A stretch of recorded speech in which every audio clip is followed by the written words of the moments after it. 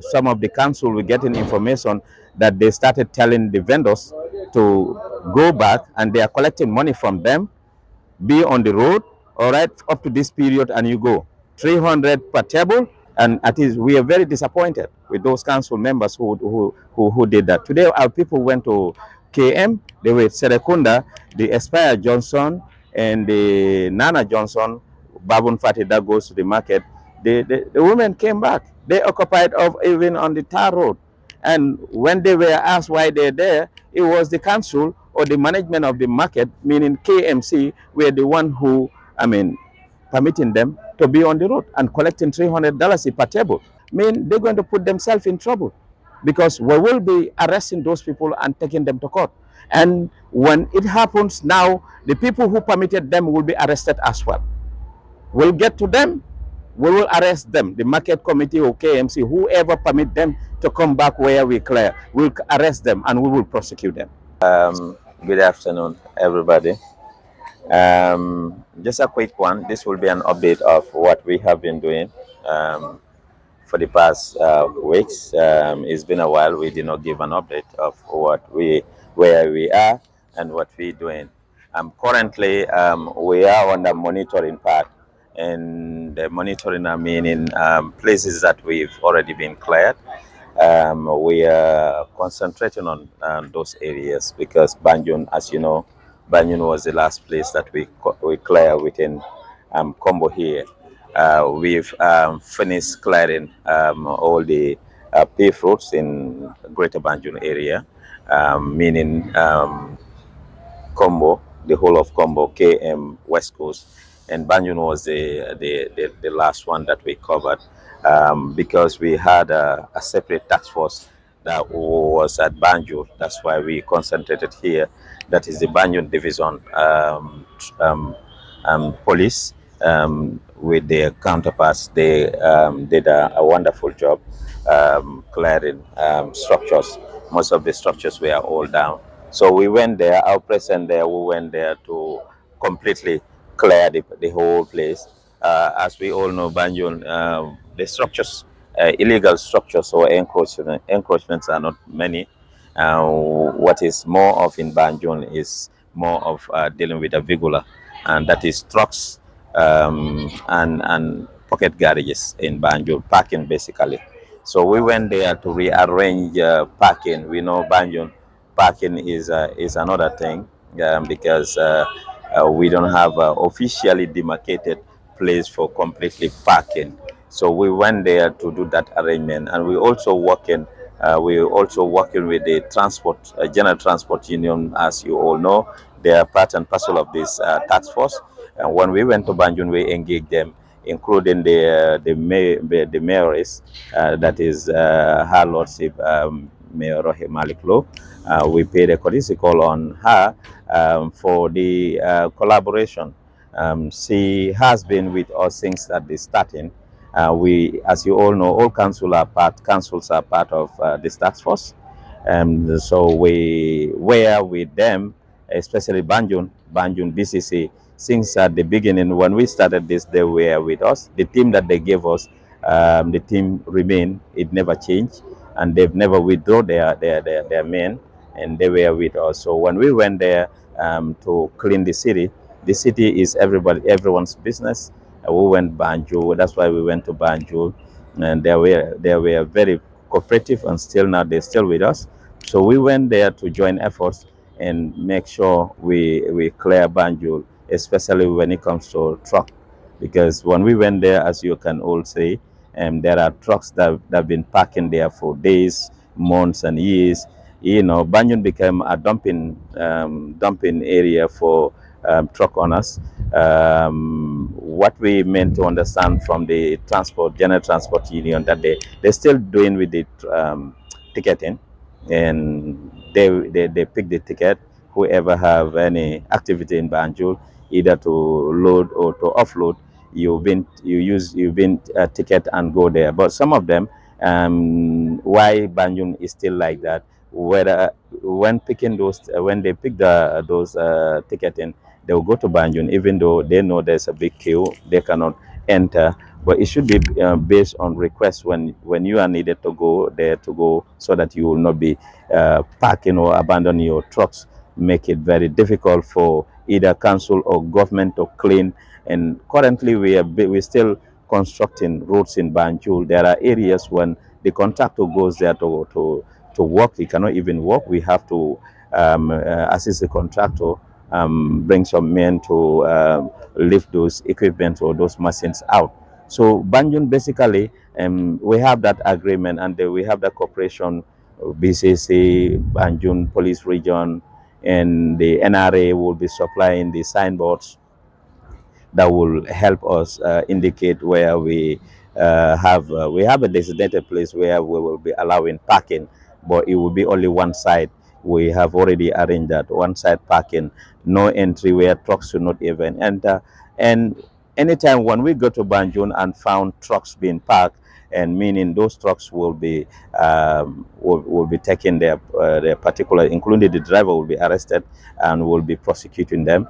And that is the arrangement that we have in Banjul, so that we can have a decent Banjul, a clean Banjul, and of course a very arranged, civilized Banjul.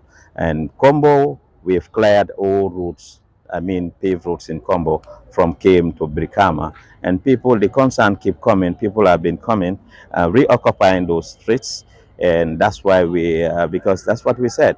Clearing is one part, but the most expensive one is maintenance. That is sustainability. You know, it needs robust monitoring, and of course executing of law, because what we've been doing is going around telling people to move. This time around, it's all going to be enforcement, meaning we'll be arranging them before courts. Um, who people who needs to be given a mandatory fine. Let's say the vehicles, the drivers will be given a mandatory fine, you know, for obstructing traffic or whatsoever. But for people who will squatter and change the formation or the use of our roads, so be a market or so, will be arranging them before the court, because we've already cleared all the paved roads. So whoever goes back, meaning the laws will be applying on those people. So basically, this is what we are doing for the first phase. And the second phase, like I said, that is the monitoring. We are continuing with the monitoring. People living within here, KM, Banjul, and even Brikama, have been seeing now people going back, uh, moving people out, but this time is applying the law, enforcing. This is what we're doing. And the second move will be after the Ramadan, we'll be moving to inner Gambia, meaning the provincial part of Banjul, Gambia, because we said is the entire length and breadth of this country. We'll be visiting all regions in this country, especially the congested regions, very busy centers. People who occupied our road use the formation, change our formation of our roads into market, or any forms of business will be moved. So basically, this is where we are. That's an update. A lot of people are questioning, sending messages. We are in Ramadan now, or Ramadan will be starting next week. What plans do we have for the vendors that we move? All right. Actually, our mandate here is to move people from the where we clear them. So it is the responsibility of the councils to get to work and accommodate those vendors. It will not continue. Where we move them cannot.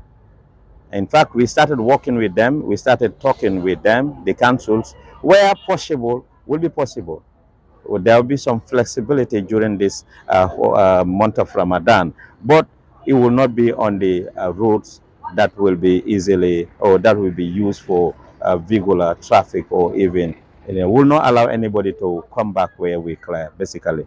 Banjul, in the case of Banjul, um, space-wise, we're still working. I mean, we've sent a team there today, and I know some of the council were getting information that they started telling the vendors to go back, and they are collecting money from them, be on the road, all right, up to this period, and you go 300 per table, and that will not stopping them from paying tax to them, which is wrong. This is a collective effort, and at least we are very disappointed with those council members who did that. Today, our people went to KM, they were Serekunda, the Aspire Johnson, and the Nana Johnson, Babun Fati that goes to the market. The women came back. They occupied of even on the tar road. And when they were asked why they're there, it was the council or the management of the market, meaning KMC, were the one who, I mean, permitting them to be on the road and collecting $300 per table, which is wrong. I mean, they cannot do that. You know, people are not working for the sake of work. We cannot be doing this beautiful work instead of them getting to work and think like they're supposed to be. Provide space for them, get them alternative places where they can be selling. But our roads mean they're going to put themselves in trouble because we will be arresting those people and taking them to court. And when it happens now, the people who permitted them will be arrested as well. We'll get to them. We will arrest them. The market committee or KMC, whoever permit them to come back where we clear, we'll arrest them and we will prosecute them. So we're sending signal is better let them put their house in order, because that's why today when we went to Serekunda, those places, they made a call that they were permitted. You know, instead I told my people to warn them to go out. We will liaise with the council, and we started communicating with them. They are the one who is playing game on these poor vendors. All right, but we will prosecute whoever is responsible. The council, instead of giving them alternative, they cannot be, I mean, going against the laws of this land with no communicate, with no nothing, as if the roads belongs to them. It will not happen. All right. So that's a signal to all the councils that whoever is permitting anybody collecting money, in fact, that is robbery. Why are you collecting $300 per table every day from these poor vendors? That is robbery, and that's going to stop. All right. Okay, Mr. Mani. According to sources, they said that after arresting these people, you guys will release them within 5 hours without taking them to court. Well, what happened is throughout this week we made some arrests with from KM to Brikama, and those guys, I think 2 days ago, and they still today will be their third day. Most of them are still reporting on bail. Monday or Tuesday next week, we have a magistrate sit who is going to sit for their feet. So we're taking them all to court. We've prepared the list. We have a long list. By after going to court, the PRO will come and share this information with the general public as per how many were arrested, how many face to the loss of this land for their crime, for the crimes that they committed, will be communicated to the people. But we are not leaving. We are not just going around making arrests and releasing people. That is just a rumor, but we are arranging them before the court. And that's where our mandate stop is, just to go for them where they're not supposed to be, arrest them, take them to court. That the court has to level that, come with whatever the law says. That is beyond us. We cannot do that. All what we are going to make sure nobody comes back to where places that we clear, and that's why we are up and it's still on. So since the operation started, how many people did you guys arrest? Well, that will come. PRO will be in better place to answer that. The enforcement side, normally, that's the area that I left the PR. I left PRO to be coming with. And like I said, bear with us for now.